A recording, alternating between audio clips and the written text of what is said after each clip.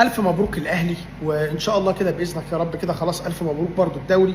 وزي ما قلت قبل كده ان شاء الله انا بامنك امانه يا خطيب، والله العظيم امانه.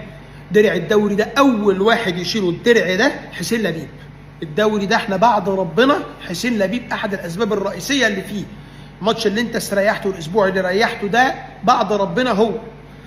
الحاجه الثانيه، الناس كلها عماله الزملكاويه ومش عارفه ايه، كله بقى قال لك يعني خلاص كله بقى بيراميدزاوي الفتره اللي فاتت. ايه بيراميدز يا ابني؟ اذا كان لعيبه بيراميدز نفسهم اصلا مش بيراميدزاويين، وحياه ربنا ما بيراميدز ولا واحد في اللعيبه دي ممكن يكون حتى جايب في البيت تيشيرت النادي ده حتى لابنه. ده مش نادي اصلا، ده مش نادي يا ابني.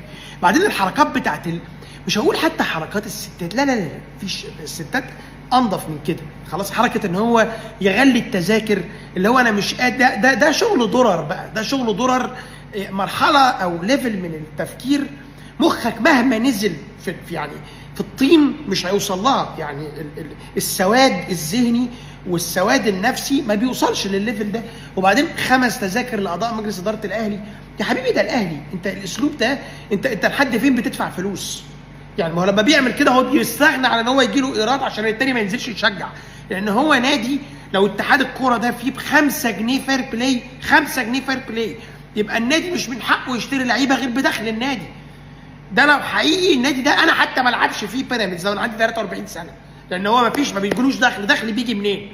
ده نادي بيصرف في كل سنه بيصرف 1.5 مليار وما بياخدش حاجه خالص. يطلع من بره يجيب تاني سكيبه فلوس ويدخل ب1.5 مليار شغال تاني وما بياخدش حاجه. نادي مبني على كيد الاهلي. مرحله يعني مش ممكن تحس يعني اللي ماسك النادي ده نادي الجندي. مرحله شغل نسوان مرعب.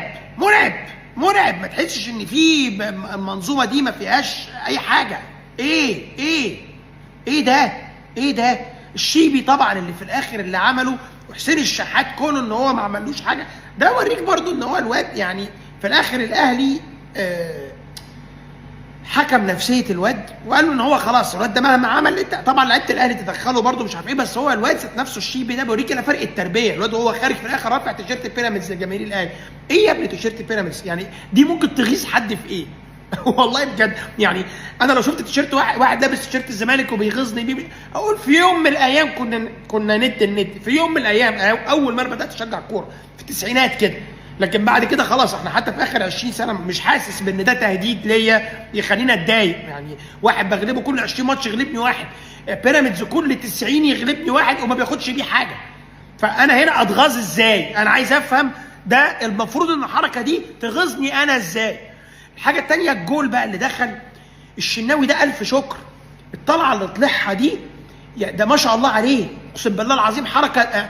يعني ده هو ده الاسيست الحقيقي. والواد يا عيني تحس ان هو بيشد رجله، يا رب ليه ما خلقتنيش اطول من كده. الواد كان نفسه في كمان شبرين عشان يطلع المزقه اللي بيفرد فيها رجله دي تغسلك من جوه. دي لعيبه يا معلم. انت بتلعب موظفين زي كده. ما واحد بيشتغل في شركه مالتي ناشونال بياخد في السنه في الشهر مثلا 300,000 جنيه، خلاص ده مبسوط جدا باللي بيدخل له، ما يهمهوش بقى الشركه دي في امريكا بقى هي رقم 1 رقم 2 رقم 3، ما يفرقش معاه. لعيبه بيراميدز دي كده برضو، هو كل اللي يهمه بس النادي مبسوط من ادائي بس كده. بس ده موظف ما يهموش النادي ده ايه. طالما النادي فيه فلوس يدفع له مرتبه ما يهموش خالص. لو بيكتبوا عنه في الجرايد انه نادي اجرامي ما يفرقش معاه، نادي حلو ما يفرقش معاه، ده موظف بيقبض وماشي. بتشجع يعني الزملكاويه حتى بيجروا يتمسحوا فيه ليه؟ بيقول لك هنلاعب بيراميدز بالناشئين عشان يبقى في مكتب تكافؤ الفرص. يا اخويا ما تلعبوش خالص، سيب له الماتش زي ما سبته لنا ان شاء الله. هو 7 بونت من غيرك. بيراميدز كان عايز يعمل رقم قياسي وقف عند 14 بسبب الاهلي، والاهلي ركب 14 في 15 بماتشين فيه. امال احنا يا ابني بنحب النادي ده ليه؟ انا اقسم بالله العظيم انا حياتي كلها خرا بقالها 5 سنين مفيش حاجه بتفرحني غير ال11 لعيب دول و2 بناتي. فاحنا بنشجعه عشان كده. الواحد جاي الماتش هيبدا عارف انه هيفرح.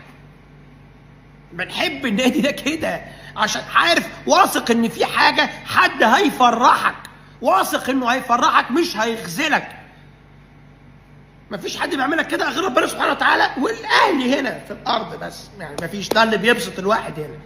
فاحنا وراه على طول، احنا وراه على طول ومكملين، وبرافو اللعيبه وبرافو كولر وبرافو حسين لبيب، اول واحد اشيل النادي، اول واحد. وانا هجيب تيشيرت الاهلي الجديد وهطبع عليه من ورا اتش دوت لبيب، ده لازم ده هعلقه هنا في الشقه، لان الدوري ده دوري حسين لبيب.